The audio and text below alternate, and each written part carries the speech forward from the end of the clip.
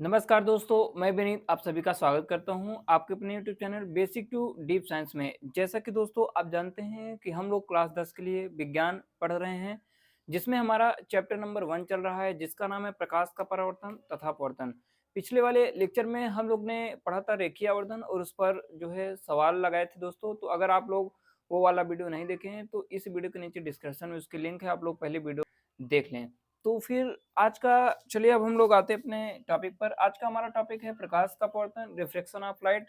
ये टॉपिक थोड़ा इंपॉर्टेंट है दोस्तों, तो आप लोग थोड़ा ध्यान से समझेंगे, ठीक है? वीडियो के अंत तक बने रहेंगे तो ये टॉपिक जो है आप लोगों को आसानी से समझ में आ जाएगा। तो चलिए हम लोग समझते हैं रिफ्लेक्शन ऑफ लाइट होता क्या है। चलिए हम लोग समझते हैं। तो सबसे पहले जो रिफ्लेक्शन होता है, अच्छा, जो रिफ्लेक्शन होता है, जो अपवर्तन होता है, वो हमारा पारदर्शी माध्यम में होता है। कौन सा माध्यम में दोस्तों? पारदर्शी माध्यम में। पारदर्शी माध्यम क्या होता है दोस्तों? जिसमें प्रकाश जो है वो क्या हो जाता है दोस्तों? गुजर पाता है। जिसमें प्रकाश गुजर जाता है उसे क्या कहते हैं? पारदर्शी माध्यम कहते हैं। और जिसमें प्रकाश गुजर नहीं पाता है उसे क्या कहते हैं दोस्तों? अपारदर्शी माध्यम कहते हैं। ठीक है दोस्तों? जैसे जैसे हमारा क्या है, जैसे हमारा बुक हो गया, किताब। तो बुक में प्रकाश जो है वो क्या हो जाता है? गुजर नहीं पाता है। तो वो हमारा कैसा? अपारदर्शी माध्यम होता है। अच्छा, पारदर्शी माध्यम क्या होता है दोस्तों? पारदर्शी माध्यम जैसे हवा हो गया, तो हवा में प्रकाश क्या हो जाता है? गुजर जाता है। पानी हो गया, पानी में भी प्रकाश क्या हो जाता है? गुजर जाता है। कांच हो गया, तो कांच में भी प्रकाश क्या हो जाता है? आसानी से गुजर जाता है। तो इसे कैसा माध्यम बोलते हैं दोस्तों? इसे हम लोग पारदर्शी माध्यम बोलते हैं। कैसा माध्यम बोलते हैं मेरे भाई? पारदर्शी माध्यम। तो जो अपवर्तन होगा, अपवर्तन की घटना जो होगी वो कैसे माध्यम में होगी? पारदर्शी माध्यम में। कैसे माध्यम में? पारदर्शी माध्यम में। तो हमको यहाँ पर पारदर्शी माध्यम लेना है, और कितने माध्यम लेना है मेरे भाई? 2 माध्यम लेना है। कितने माध्यम लेना है? 2 माध्यम, माध्यम 1 और माध्यम 2 लेना है। और दोनों माध्यम कैसा लेना है? पारदर्शी माध्यम। दोनों माध्यम कैसा होना चाहिए मेरे भाई? पारदर्शी माध्यम होना चाहिए। तो चलिए हम लोग समझते हैं। तो सबसे पहले हम लोग अगर माध्यम को बांटेंगे, क्या करेंगे? बांटेंगे तो बीच में हम लोग क्रॉस लाइन लगा देंगे। जैसे यहाँ पर एक लाइन ड्रा कर देंगे दोस्तों। अब ये क्या करेगा? ये दोनों माध्यम को क्या करेगा? बाँट देगा, अलग कर देगा। तो हम लोग यहाँ लिखेंगे माध्यम 1। अच्छा, पहला माध्यम, पहला पारदर्शी माध्यम मान लो क्या है दोस्तों? वायु है। क्या है? वायु, हवा। ठीक है मेरे भाई? ये पहला पारदर्शी माध्यम है, जिसका नाम क्या है मेरे भाई? वायु। अच्छा, दूसरा दूसरा पारदर्शी माध्यम जो कि हम लोग ले लेंगे काँच। क्या लेंगे मेरे भाई? काँच। अच्छा, ये वायु जो है वो कैसा माध्यम है मेरे भाई? विरल माध्यम। कैसा माध्यम? विरल माध्यम। क्योंकि माध्यम 2 प्रकार का होता है, विरल माध्यम होता है मेरे भाई, एक कैसा माध्यम होता है? सघन माध्यम होता है। ठीक है मेरे भाई? तो वायु मतलब विरल। अब विरल माध्यम क्या होता है? विरल का मतलब होता है जिसके अणु क्या होते हैं? दूर-दूर होते हैं, उसे हम लोग विरल बोलते हैं। जैसे वायु, वायु के जो अणु है वो क्या होते हैं? वो दूर-दूर होते हैं, लेकिन काँच के जो अणु होते हैं बहुत पास-पास होते हैं। तो ये सॉलिड हो जाएगा, ठोस। और ठोस वाले को हम लोग क्या मानेंगे? सघन मानेंगे। क्या मानेंगे मेरे भाई? सघन। वायु की तुलना में काँच कैसा माध्यम है? सघन माध्यम। तो चलिए इसको हम लोग विरल माध्यम मानेंगे। इसको क्या मानेंगे मेरे भाई? विरल माध्यम। तो वायु हमारा कैसा माध्यम हो जाएगा? विरल माध्यम। काँच कैसा माध्यम हो जाएगा मेरे भाई? सघन माध्यम। कैसा माध्यम? सघन माध्यम। सघन माध्यम। सघन माध्यम। चलिए अब हम लोग थोड़ा समझते हैं। ठीक, इसको ऐसे ड्रा भी कर सकते थे दोस्तों, तो इसको ऐसे ड्रा भी कर लेंगे।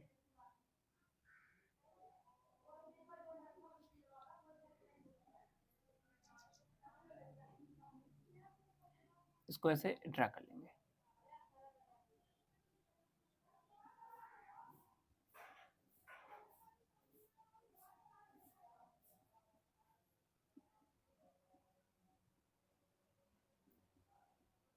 चलिए आगे चलते हैं। अब हम लोग समझते हैं रिफ्लेक्शन ऑफ लाइट।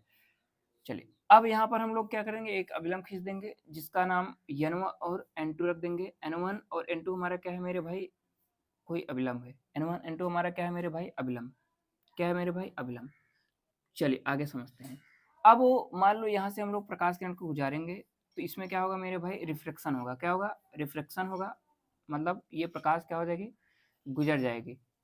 एक माध्यम से दूसरे माध्यम में प्रकाश आसानी से गुजर जाएगी। चलिए थोड़ा समझते हैं।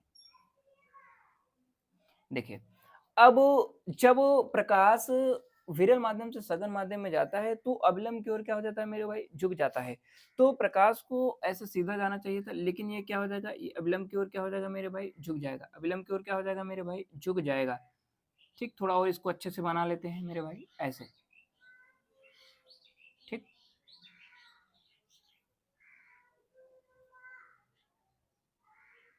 अब ठीक है। तो ये क्या हो जाएगा मेरे भाई, ये अविलंब की ओर क्या हो जाएगा, झुक जाएगा, अविलंब की ओर क्या हो जाएगा, झुक जाएगा। तो इस प्रकाश किरण को ठीक ऐसे जाना चाहिए था, ऐसे आई, ऐसे जाना चाहिए था, लेकिन ये क्या होगा, ये अविलंब की ओर क्या हो जाएगा, झुक जाएगा। क्योंकि जब प्रकाश विरल माध्यम से सघन माध्यम में जाता है तो अविलंब की ओर क्या हो जाता है मेरे भाई, झुक जाता है। तो यहाँ पर हम लोग कह सकते हैं कि जब प्रकाश एक पारदर्शी माध्यम से, वायु कैसा माध्यम है, पारदर्शी माध्यम में, कांच कैसा माध्यम है, पारदर्शी माध्यम है, तो जब प्रकाश एक पारदर्शी माध्यम से दूसरे पारदर्शी माध्यम में जाता है तो वह अपने मार्ग से क्या हो जाता है मेरे भाई, विचलित हो जाता है। विचलित का मतलब होता है हट जाना। तो इसको ऐसे जाना चाहिए सीधा, लेकिन ये क्या हो रहा है, अपने मार्ग से हट रहा है, अपने मार्ग से क्या हो रहा है, विचलित हो रहा है। तो जब प्रकाश किसी पारदर्शी माध्यम से एक दूसरे पारदर्शी माध्यम में प्रवेश करता है तो वह अपने मार्ग से क्या हो जाता है, विचलित हो जाता है। इसी घटना को क्या कहते हैं मेरे भाई, अपवर्तन, रिफ्रैक्शन ऑफ लाइट कहते हैं। तो चलिए हम लोग यह डिफिनेशन यहाँ पर लिख लेते हैं आसानी से। क्या लिखेंगे कि जब प्रकाश की किरण, जब यहाँ से डिफिनेशन क्या लिखेंगे कि जब प्रकाश, जब प्रकाश की किरण, जब प्रकाश किरण एक पारदर्शी माध्यम से, एक पारदर्शी, एक पारदर्शी माध्यम से दूसरे पारदर्शी माध्यम में प्रवेश करता है, दूसरे पारदर्शी माध्यम में क्या करता है, प्रवेश करता है, माध्यम में प्रवेश करता है, करता है, करता है, तो वह अपने मार्ग से क्या हो जाता है मेरे भाई, विचलित हो जाता है। तो वह अपने मार्ग से, तो वह अपने मार्ग से, तो वह अपने मार्ग से, तो वह अपने मार्ग से विचलित, विचलित हो जाता है, हो जाता है। इसी घटना को क्या कहते हैं, इसी घटना को, इसी घटना को क्या कहते हैं मेरे भाई, प्रकाश का अपवर्तन। इसी घटना को प्रकाश का, प्रकाश का अपवर्तन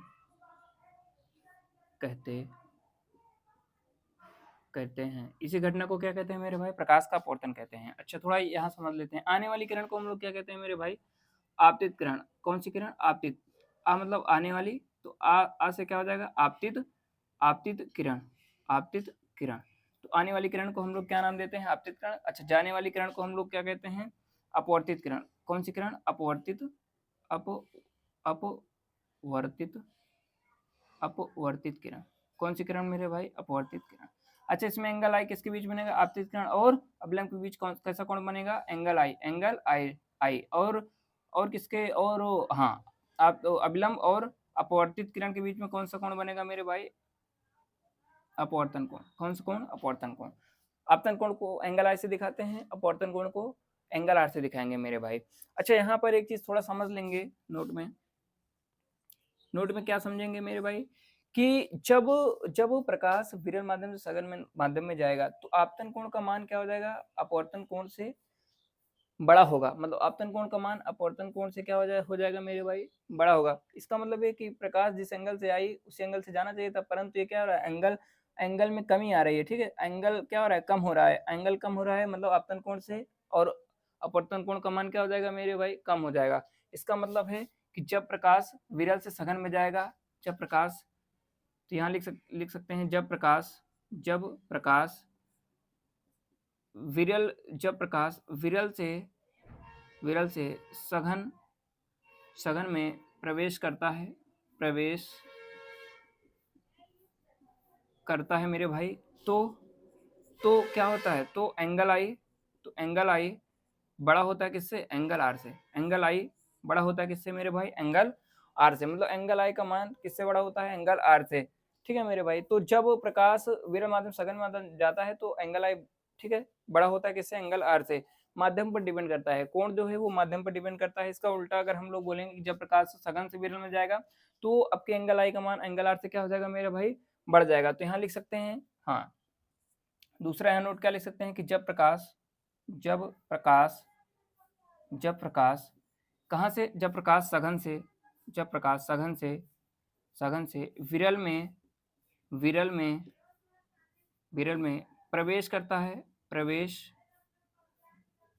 प्रवेश करता है, तो तो तो एंगल आई आपका क्या हो जाएगा मेरे भाई, कम हो जाएगा किससे, एंगल आर से, एंगल आर से। इसका रीजन क्या है थोड़ा बताते हैं। यहाँ पर देखिए, अगर जब प्रकाश सघन से विरल में जाएगा तो जिस माध्यम से आएगा उसी माध्यम से वापस जाना चाहिए, इसी माध्यम से चले जाना चाहिए था, परंतु ये क्या होगा, ये अभिलंब से दूर जाएगा, तो मतलब यहाँ से थोड़ा और दूर जाएगा, तो अभिलंब से दूर जाएगा तो यहाँ पर जो है कोण जो है वो क्या हो जाएगा, बढ़ जाएगा। कोण बढ़ जाएगा मतलब एंगल आर का मान क्या हो जाएगा मेरे भाई, बढ़ जाएगा, और आपतन कोण का मान कम हो जाएगा। तो यहाँ पे आपतन कोण का मान कम हो जाता है किससे, एंगल आर से। अपवर्तन कोण से आपतन कोण का मान क्या हो जाता है मेरे भाई, कम हो जाता है। चलिए आप लोग इसको नोट कर लीजिए, फिर हम लोग यहाँ पर थोड़ा नोट समझते हैं। चलिए चलिए इसको मिटा देते हैं मेरे भाई, फिर हम लोग यहाँ पर नोट में कुछ लिख लेंगे जो कि पेपर में आता है।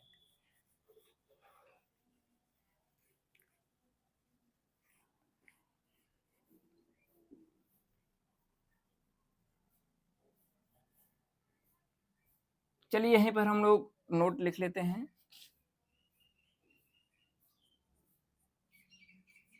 नोट क्या समझना है कि जब प्रकाश सघन माध्यम, जब प्रकाश विरल माध्यम से सघन माध्यम में जाता है तो अवलंब की ओर झुक जाता है। जब प्रकाश सघन माध्यम से विरल माध्यम में जाता है तो अवलंब से क्या हो जाता है मेरे भाई, दूर हट जाता है। क्या होता है, दूर हट जाता है। तो यहाँ लिखेंगे कि जब प्रकाश हम लोग उसका भी डायग्राम बना सकते हैं। एक बार थोड़ा डायग्राम बना देते हैं जिससे आप लोगों को एकदम कंफर्म हो जाए, ठीक है। चलिए थोड़ा उसका भी डायग्राम बना देते हैं कि जब प्रकाश विरल सघन माध्यम से विरल माध्यम में प्रवेश करता है तब क्या होता है। देखिए चलिए उसका भी हम लोग डायग्राम यहाँ कंप्लीट कर लेते हैं। तो ये क्या है, ये अविलंब है मेरे भाई, और यहाँ पर आपको हमको सघन माध्यम लेना है। क्या लेना है, सघन माध्यम। जस्ट इसका उल्टा कर देंगे, मतलब कांच ले लेंगे, कांच ले लेंगे। यहाँ क्या लेना है मेरे भाई, विरल माध्यम। क्या लेना है, विरल, कैसा माध्यम लेना है, विरल, विरल माध्यम। विरल माध्यम मतलब जैसे विरल माध्यम को क्या बोलेंगे, जैसे वायु, विक्रम लिख लेंगे वायु। कैसा माध्यम, विरल माध्यम। अब इसमें क्या होगा मेरे भाई, यहाँ से जब प्रकाश किरण, ठीक है ना, जब प्रकाश किरण आएगी और N1 N2 हमारा क्या हो जाएगा, अविलंब। ठीक, जैसे ही प्रकाश किरण आएगी, अब इसको प्रकाश किरण को ऐसे सीधा जाना चाहिए था, लेकिन ये क्या करेगा, इसमें होगा अपवर्तन। क्या होगा मेरे भाई, अपवर्तन होगा। ये अविलंब है और ये क्या है, सघन माध्यम। और किसमें, सघन से किसमें आ रहा है प्रकाश, विरल माध्यम में आ रहा है। तो ये अविलंब से क्या हो जाएगा मेरे भाई, दूर हट जाएगा। अविलंब से क्या हो जाएगा, दूर हट जाएगा। आपके प्रकाश कुछ इस प्रकार जाएगा, ऐसे। ठीक है मेरे भाई। तो आपकी जो एंगल आई है और ये क्या हो जाएगा, यहाँ से यहाँ तक एंगल आर हो जाएगा। अब की देखिए, अब की यहाँ पर एंगल आर का मान क्या हो जाएगा, बढ़ गया। किससे, एंगल आई से। तो अब के एंगल आर का मान क्या हो जाएगा, बढ़ जाएगा। तो जब प्रकाश इसमें क्या हो रहा है, जब प्रकाश सघन से विरल में जा रहा है तो अविलंब से दूर हट जा रहा है। जब प्रकाश विरल से सघन में जा रहा है तो अविलंब की ओर क्या हो रहा है मेरे भाई, झुक जा रहा है। ठीक, अविलंब की ओर झुक जा रहा है। तो यहाँ यही चीज हम लोग लिखेंगे, यही चीज लिखेंगे मेरे भाई।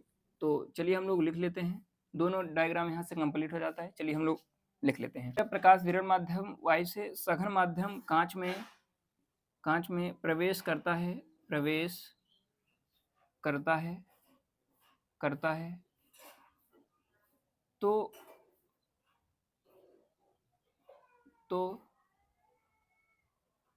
हाँ, जब प्रकाश विरल माध्यम से सघन माध्यम में प्रवेश करता है तो अविलंब की ओर, तो अविलंब